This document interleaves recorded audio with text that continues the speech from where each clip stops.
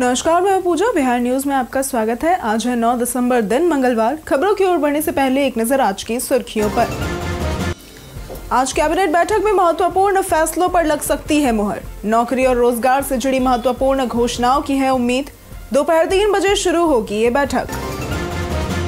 तेल मिल लगाने वालों को बिहार में मिलेगी सब्सिडी। 10 टन क्षमता वाली मिल पर मिलेगा परियोजना लागत का 33%। 3 से 15 दिसंबर तक होगा आवेदन। राज्य में शिक्षकों को महीने की पहली तारीख को मिलेगी सैलरी। शिक्षकों के बाद ही अधिकारियों को मिलेगा वेतन। लाखों शिक्षकों को मिलेगी राहत। 6 जिलों से होकर गुजरने वाले एक्सप्रेसवे को मिला नंबर। सड़क परिवहन एवं राजमार्ग मंत्रालय ने NE 9 नंबर किया प्रदान। बिहार का होगा दूसरा नंबर प्राप्त एक्सप्रेसवे। अवैध पार्किंग रोकने के लिए होगा क्रेन का प्रयोग। शहरी निकायों और पंचायतों के प्रवेश स्थलों पर लगेंगे CCTV। पुलिस कर्मियों की बढ़ाई जाएगी दक्षता। बिहार फोटोकॉपी की जगह होटल और इवेंट में होगा डिजिटल वेरिफिकेशन। संस्थाओं को ऑफलाइन वेरिफिकेशन के लिए करना होगा रजिस्ट्रेशन। नए मोबाइल ऐप के जरिए होगा संभव।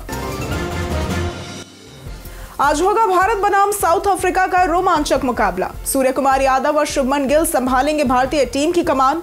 शाम 7 बजे शुरू होगा पहला मैच। चलिए अब बढ़ते अब तक की 25 बड़ी खबरों की ओर विस्तार से। कोलकाता मेट्रो में अप्रेंटिस के पदों पर निकली भर्ती।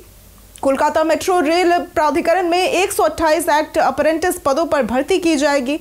आवेदन के लिए न्यूनतम 10वीं पास होना आवश्यक है और इसके साथ ही संबंधित ट्रेड में ITI सर्टिफिकेट अनिवार्य है। आयु सीमा 15 से 24 साल है। आरक्षित वर्ग को छूट मिलेगी। आवेदन ऑनलाइन 23 दिसंबर 2025 से 22 जनवरी 2026 तक mtp.indianrailways.gov.in पर किए जा सकते हैं। सामान्य व OBC आवेदकों को 100 रुपए शुल्क देना होगा, जबकि SC, ST और महिलाओं को शुल्क मुक्त है। चयन 10वीं और ITI अंकों के आधार पर किया जाएगा। नियुक्ति पर मासिक स्टाइपेंड 1800 रुपए मिलेगा। आज कैबिनेट बैठक में महत्वपूर्ण फैसलों पर लग सकती है मुहर। बिहार में NDA की नई सरकार बनने के बाद मुख्यमंत्री नीतीश कुमार सक्रिय नजर आ रहे हैं। आज दोपहर 3 बजे कैबिनेट की बैठक होने जा रही है, जिसमें कई अहम फैसलों पर मुहर लग सकती है। खासतौर पर नौकरी और रोजगार से जुड़ी महत्वपूर्ण घोषणाओं की उम्मीद है। वहीं बीते दिन प्रधानमंत्री नरेंद्र मोदी से बिहार के NDA सांसदों ने मुलाकात की। इस मौके पर RLM party supremo Upendra Kushwaha ने NDA की बड़ी जीत के लिए प्रधानमंत्री मोदी का धन्यवाद किया। मुख्यमंत्री नीतीश की अगुवाई में सरकार जल्द ही नई योजनाओं और कदमों की घोषणा कर सकती है। तेल मिल लगाने वालों को बिहार में मिलेगी सब्सिडी। बिहार सरकार ने तिलहन प्रसंस्करण को बढ़ावा देने और ग्रामीण अर्थव्यवस्था मजबूत करने के लिए तेल मिल लगने पर बड़ी सब्सिडी की घोषणा की है। 10 टन क्षमता वाली मिल पर 9.90 लाख रुपए या फिर परियोजना लागत का 33% अनुदान मिलेगा। किसान, स्टार्टअप, युवा, उद्योग और सहकारी समितियां इसका लाभ ले सकेंगे। आवेदन 3 से 15 दिसंबर 2025 तक ऑनलाइन होगा। इस योजना से स्थानीय प्रसंस्करण बढ़ेगा, किसानों को बेहतर दाम मिलेगा, युवाओं को रोजगार और बिजनेस के अवसर मिलेंगे तथा राज्य की अर्थव्यवस्था मजबूत होगी। राज्य में शिक्षकों को महीने की पहली तारीख को मिलेगी सैलरी। बिहार सरकार ने शिक्षकों के वेतन भुगतान में नई व्यवस्था लागू की है। अब हर महीने की पहली तारीख को सभी शिक्षकों को वेतन मिलेगा। इसके बाद ही शिक्षा विभाग के अधिकारी अपना वेतन प्राप्त करेंगे। प्राथमिक शिक्षा निदेशक साहिला ने इस संबंध में सभी DEO और DPO को पत्र भेजकर SOP जारी की है। नई व्यवस्था से शिक्षकों को वेतन में देरी नहीं होगी, जो पहले त्योहारों और अन्य समय पर परेशानियों का कारण बनती थी। नियोजित शिक्षक, स्पेशल टीचर, प्रधान शिक्षक और हेडमास्टरों सहित सभी को समय पर वेतन मिलेगा। इससे पारदर्शिता बढ़ेगी और लाखों शिक्षकों को राहत मिलेगी। मंडई वेयर परियोजना मई 2026 तक होगी पूरी। बिहार की प्रमुख मंडई वेयर सिंचाई परियोजना मई 2026 तक पूरी कर ली जाएगी। मुख्य सचिव प्रत्यय अमृत ने इसकी प्रगति की समीक्षा की और कहा कि किसानों को समय पर सिंचाई सुविधा मिले, इसके लिए सभी बाधाएं दूर की जाएंगी। परियोजना से पटना, नालंदा और जहानाबाद के किसानों को लाभ मिलेगा। निर्माण एजेंसी ने वीडियो कॉन्फ्रेंसिंग के जरिए कार्यान्वयन में आने वाली समस्याओं की जानकारी दी, जिस पर सरकार ने हर संभव मदद का आश्वासन दिया है। परियोजना फल्गु नदी पर मंडई ग्राम के पास निर्माणाधीन है और इसमें वेयर तथा दायां बायां मुख्य नहर का निर्माण शामिल है, जिससे कुल 3549 हेक्टेयर क्षेत्र सिंचाई योग्य होगा। TRE 4 बहाली जनवरी 2026 तक संभव। बिहार में नई सरकार बनने के बाद बीपीएससी टीआरई 4 शिक्षक नियुक्ति प्रक्रिया तेज हो गई है। शिक्षा मंत्री सुनील कुमार के अनुसार जिलों के रिक्त पदों का ब्यौरा जुटाया जा रहा है और रोस्टर तैयार होते ही बहाली शुरू होगी। जनवरी 2026 तक टीआरई 4 का नोटिफिकेशन जारी होने की संभावना है और इस प्रक्रिया के तहत प्राथमिक, मध्य और +2 स्तर पर 27,000 से अधिक पदों पर नियुक्ति होगी, जिससे शिक्षकों की कमी दूर होगी। वहीं राज्य में उच्च शिक्षा विभाग का गठन किया गया है, जिससे अब 2 शिक्षा मंत्री होंगे। इससे शिक्षा व्यवस्था में सुधार और छात्रों को सीधा लाभ मिलने की उम्मीद है। आधार फोटोकॉपी की जगह होटल और इवेंट में होगा डिजिटल वेरिफिकेशन। सरकार जल्द ही एक नया नियम लागू करने जा रही है, जिसके तहत होटल, इवेंट आयोजक और अन्य संस्थाओं को आधार की फोटोकॉपी रखना बंद करना होगा और डिजिटल वेरिफिकेशन तकनीक का इस्तेमाल करना होगा।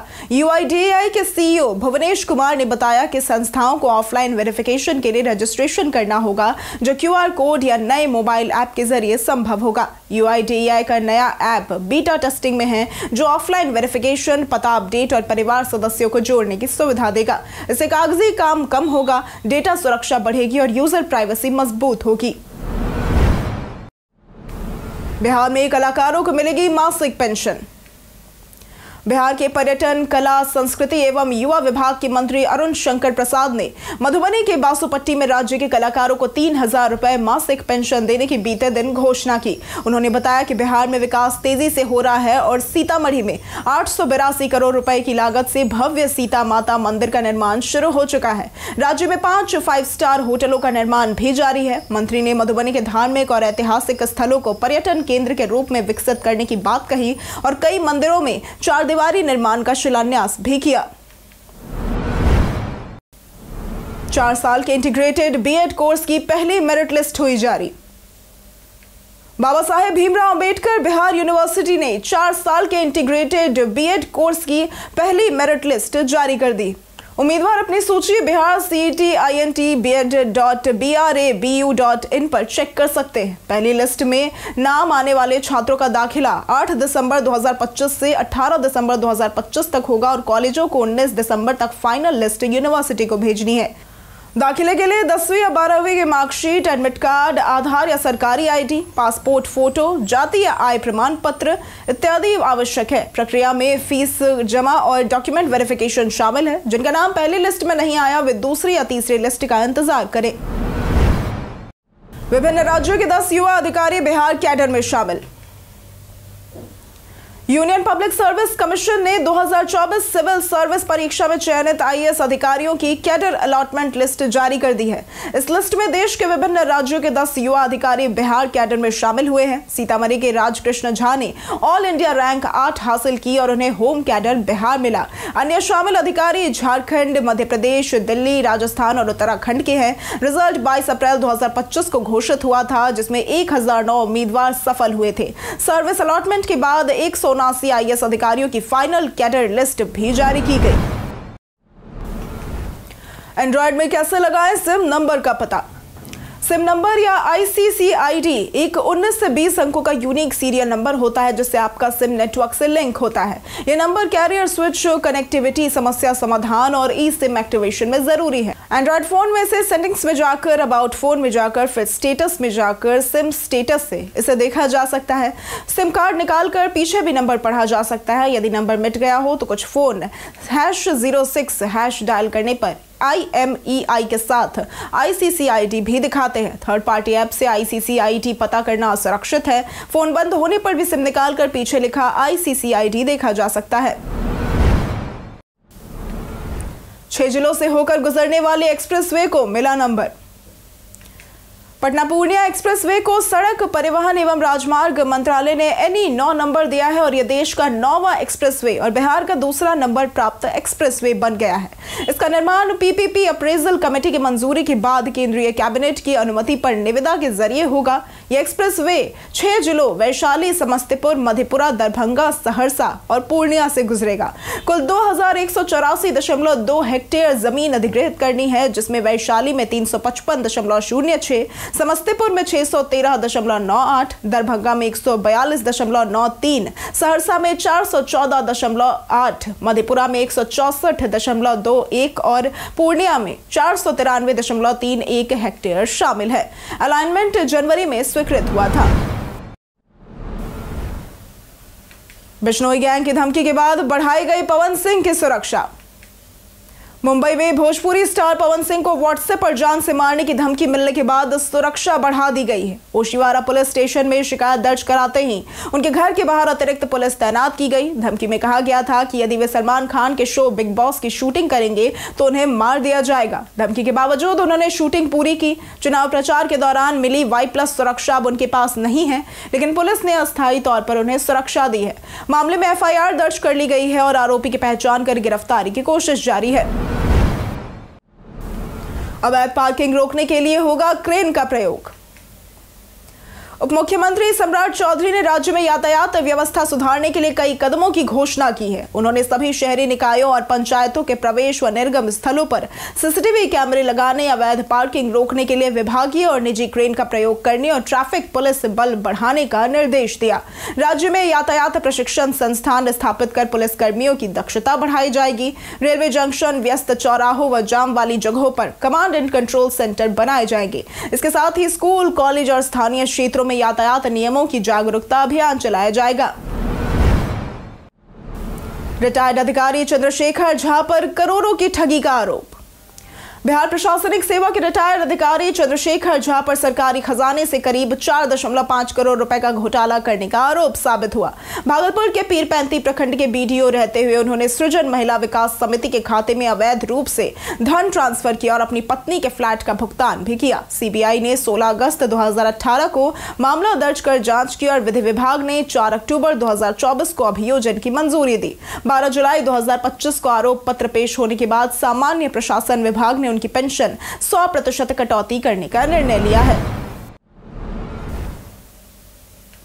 जाने आज कैसा रहेगा बिहार के मौसम का मिजाज। बिहार में ठंड तेजी से बढ़ रही है। मौसम विभाग के अनुसार आने वाले दिनों में राज्य के अधिकांश जिलों में शुष्क मौसम, तेज पछुआ हवा लगभग 30 किलोमीटर प्रति घंटे की रफ्तार से और कोहरा भी रहेगा, जिससे सर्दी का असर और बढ़ सकता है। पश्चिमी व पूर्वी चंपारण, सीतामढ़ी, शिवहर, गोपालगंज, सिवान, सारण व मधुबनी में हल्का से मध्यम कोहरा छाए रहने की संभावना है। अगले 48 घंटों में रात का तापमान 9 से 14 डिग्री सेल्सियस और दिन का तापमान 24 से 28 डिग्री सेल्सियस रहेगा। गोपालगंज, सिवान, सारण, भोजपुर, बक्सर, पटना, गयाजी, नालंदा इत्यादि जिलों में न्यूनतम तापमान 8 से 10 डिग्री सेल्सियस तक गिर सकता है। शेखपुरा में पुलिस ने की अवैध विदेशी शराब बरामद। शेखपुरा के महुली मिडिल स्कूल परिसर में पुलिस ने गुप्त सूचना के आधार पर छापेमारी की, लेकिन शराब तस्कर पुकारी कुमार मौके से फरार हो गया। पुलिस ने उसके पास से 15 बोतल, प्रति बोतल 750 ml की विदेशी शराब और बाइक जब्त की। तस्कर स्कूल के अहाते में शराब बेच रहा था और थाना अध्यक्ष राम प्रवेश भारती ने बताया कि पुकारी कुमार महुली गांव का निवासी है और उसके खिलाफ पहले से भी कई शराब तस्करी के मामले दर्ज है। पुलिस ने उसके खिलाफ नई प्राथमिकी दर्ज की है और गिरफ्तारी के लिए लगातार छापेमारी कर रही है। तस्कर लंबे समय से अपराध में लिप्त है। राजद से अलग होकर रितु जायसवाल बनाएंगी नई पार्टी। आरजेडी की पूर्व महिला अध्यक्ष रितु जायसवाल ने नई राजनीतिक पार्टी बनाने का संकेत देते हुए आरजेडी पर टिकट वितरण में परिवारवाद और खरीद फरोख्त के आरोप लगाए। परिहार सीट से टिकट न मिलने पर उन्होंने निर्दलीय चुनाव लड़ा और दूसरे स्थान पर रही, जो कि बीजेपी की गायत्री देवी जीत गई। उन्होंने कहा कि आरजेडी ने जमीनी कार्यकर्ताओं की राय और वास्तविकता को नजरअंदाज किया, जिसके कारण पार्टी तीसरे स्थान पर पहुंची। अब वे बिहार के युवाओं और महिलाओं से संवाद कर एक ऐसी पार्टी बनाने पर विचार कर रही है जिसमें उन्हें उचित प्रतिनिधित्व मिल सके। AIMIM विधायक ने की CM नीतीश की तारीफ। AIMIM के जोकीहाट विधायक मोहम्मद मुर्शीद आलम ने बिहार CM नीतीश कुमार की खुलकर तारीफ करते हुए उन्हें अपना राजनीतिक गुरु बताया। उन्होंने कहा कि नीतीश ने 2014 में उन्हें JDU में शामिल कर राजनीति में लाया था, इसलिए उनका एहसान नहीं भूल सकते। हालांकि जरूरत पड़ने पर विरोध भी करेंगे। मुर्शीद ने अपने क्षेत्र की समस्याओं को लेकर नीतीश से मुलाकात कर 2 मांगे रखी। जोकीहाट में 2 नए महाविद्यालय और 1 अतिरिक्त ब्लॉक की स्वीकृति। 2025 में भी AIMIM के 5 विधायक जीते हैं और मुर्शीद के बयान बाजी को सियासी संकेत माना जा रहा है। आज होगा भारत बनाम साउथ अफ्रीका का रोमांचक मुकाबला। भारत और साउथ अफ्रीका के बीच 5 मैचों की टी20 सीरीज 9 दिसंबर यानी कि आज से कटक में शुरू होगी। टेस्ट सीरीज दक्षिण अफ्रीका ने जीती थी, जबकि भारत ने वनडे श्रृंखला अपने नाम की थी। टी20 में भारतीय टीम की कमान सूर्य कुमार यादव और उपकप्तानी शुभमन गिल संभालेंगे। पहला मैच आज शाम 7 बजे शुरू होगा और टॉस 6:30 बजे होगा।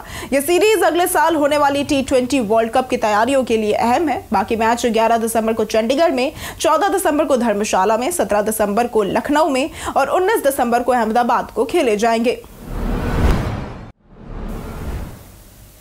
कई कारणों से दर्ज है भारत के इतिहास में आज की तारीख।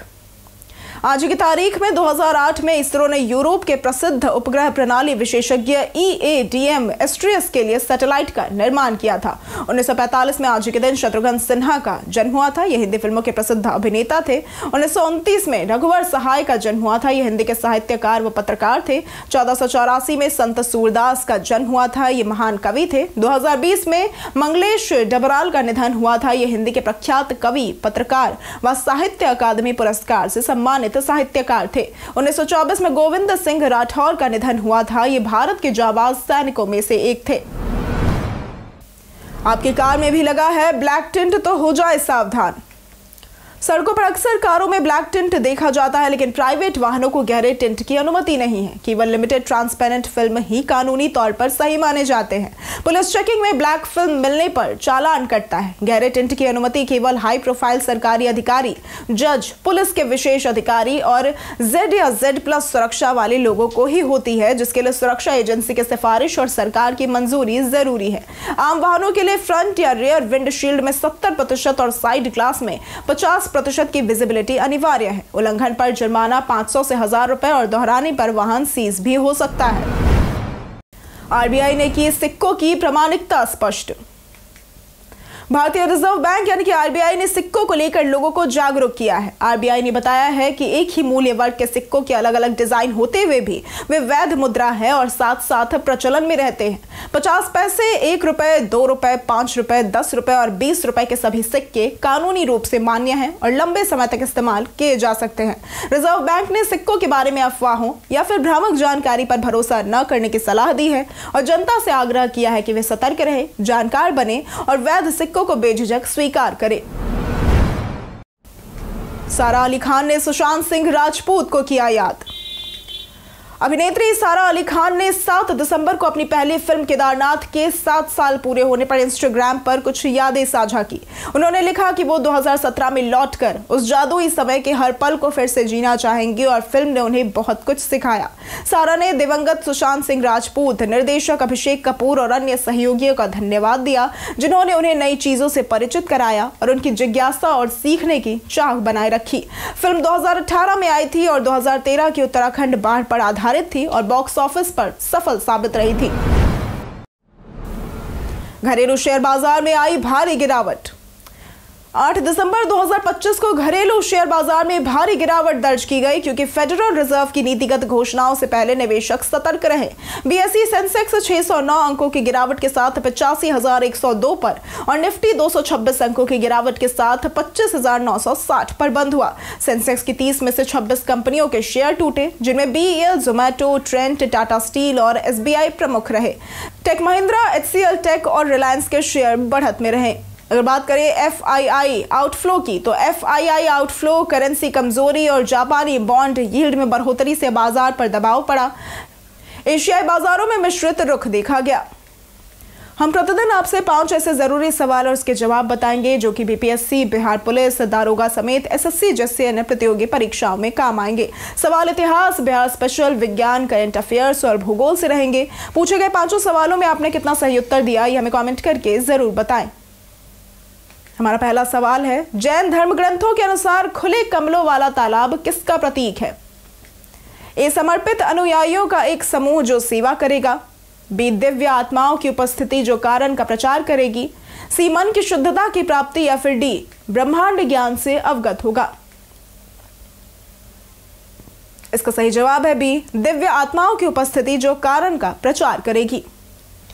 और दूसरा सवाल है, इनमें से कौन सा बिहार का एकमात्र राष्ट्रीय उद्यान है?